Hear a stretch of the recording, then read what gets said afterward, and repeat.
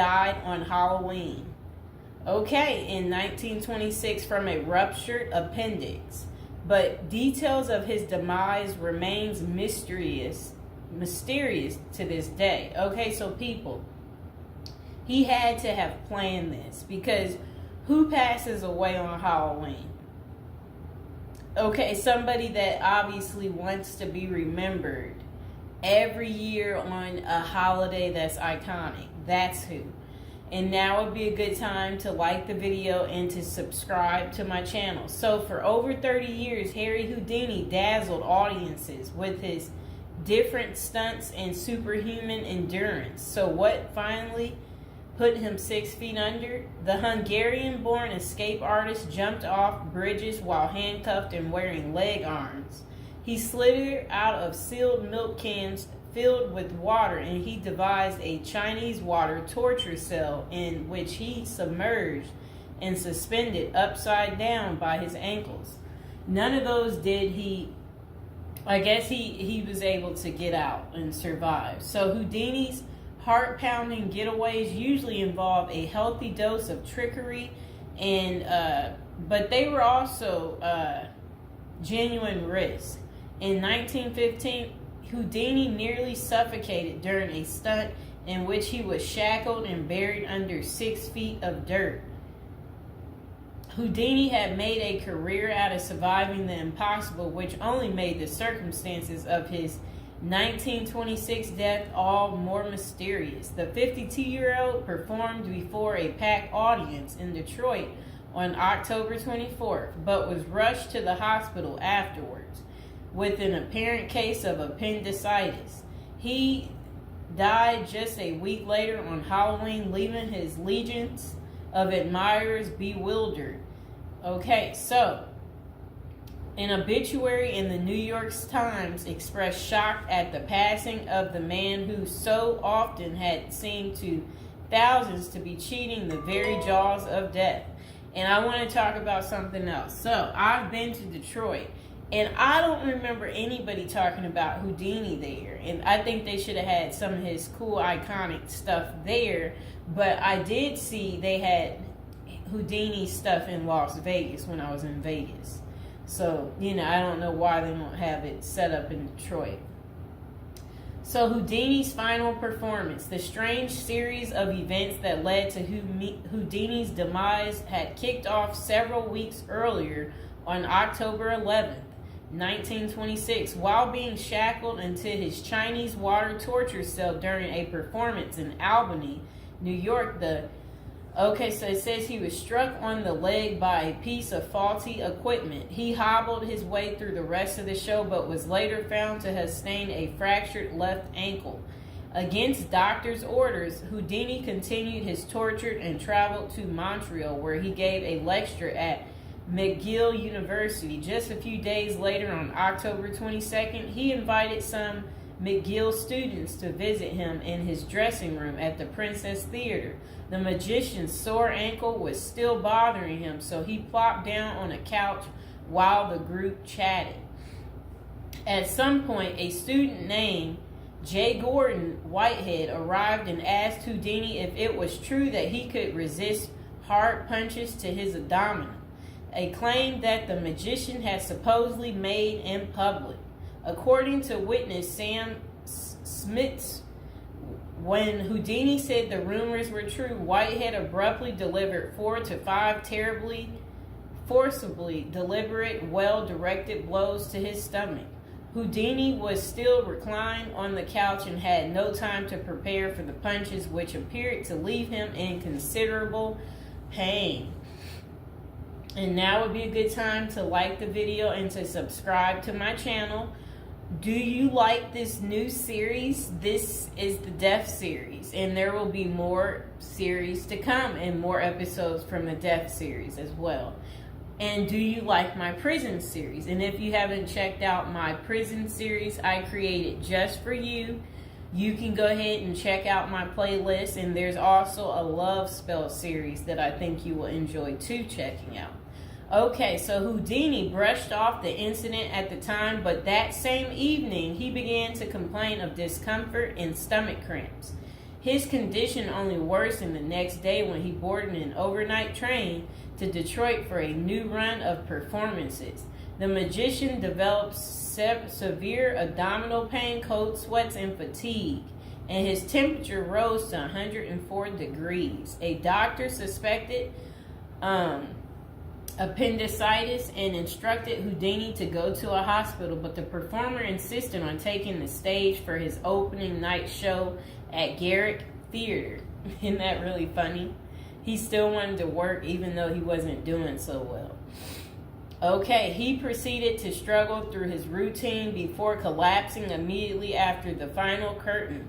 The show would be Houdini's last. The same night, he was taken to a Detroit hospital and prepared for surgery.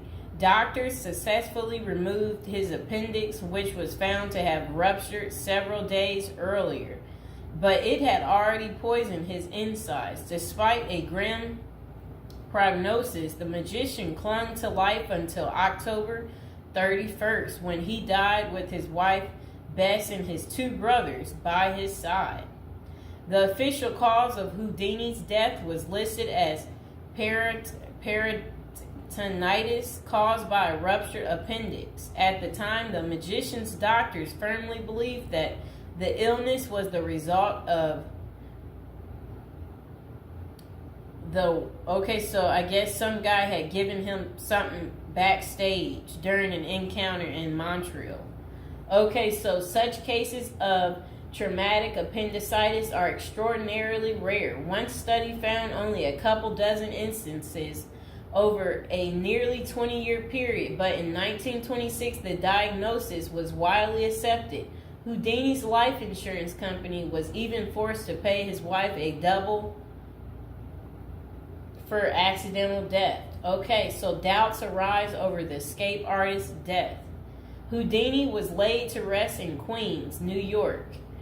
And this is what his little, I never knew that was where he is. Well, there he is right there. Okay, that was his tombstone. Okay, so look, maybe I can put that tombstone as the thumbtack, people. Okay, so Houdini was laid to rest in Queens on November 4th, 1926, but rumors about his unusual death have persisted ever since.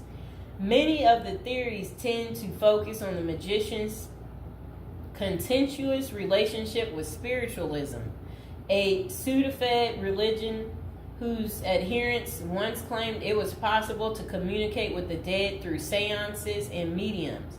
Houdini, a born skeptic, had spent much of the 1920s on a mission to debunk the spiritualist claims and expose its top psychics as frauds. The crusades earned him several $1 million worth of lawsuits and more than a few enemies, but at the time of his demise, he showed no signs of letting up. Just a few months earlier, he had testified in front of Congress in support of a bill to outlaw fortune-telling in Washington, D.C. Could Houdini's meddling have gotten him killed? In the 2006 biography, The Secret Life of Houdini, authors William Kalash and Larry Sloman contend that the magician's death may have been a carefully planned assassination by members of the spiritualist community. If one were to suspect Houdini a victim of foul play, they write, then the section of organization crime that was composed of fraudulent spirit mediums must be considered likely suspect. Okay, so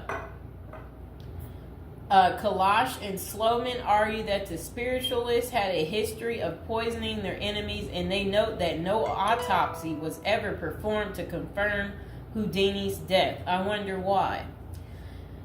So his death was actually caused by appendicitis. If someone were hell-bent on poisoning Houdini, it wouldn't have been very difficult, they concluded. Considerable debate has also focused on J. Gordon Whitehead, the McGill student who supposedly delivered the potentially fatal gut punches to Houdini's Montreal dressing room. In the 2005 book, the man who killed Houdini, author Don Bell, floated a theory that Whitehead may have been in league with the spiritualists, some of who had previously threatened to harm Houdini or have him beaten up. Bell concluded that there was not enough evidence to connect Whitehead to any kind of criminal plot, but others have argued that he was an enemy agent who stalked Houdini during the magician's time in Montreal. Okay, so was Houdini murdered? The true cause of Houdini's demise may never be known for sure, but the majority of scholars tend to dismiss the murder theories as mere speculation. For them, the more pressing question is whether Houdini's ruptured appendix had any connection to the stomach blows he received a few days earlier. Don't forget to like the video, and if you're new to the channel, go ahead and hit that subscribe button. So while the evidence shows that such conditions is indeed possible, many consider it more likely that Whitehead's punches simply caused Houdini to ignore an already existing case of appendicitis. By the time the magician finally sought out treatment, the theory goes it was already too late. Interestingly, perhaps the most sought after source for information about Houdini's death is none other than Houdini himself in what amounted to his ultimate test of the spiritualist claims. The magician promised his wife Bess that he would try to communicate with her from beyond the grave. Bess went to hold an annual Houdini seance for 10 years before finally abandoning the search in 1936. Fans and fellow magicians have since made the seance a Halloween tradition, but thus far, the great Houdini's ghost has refused to speak. I wonder why. So I hope you guys enjoyed hearing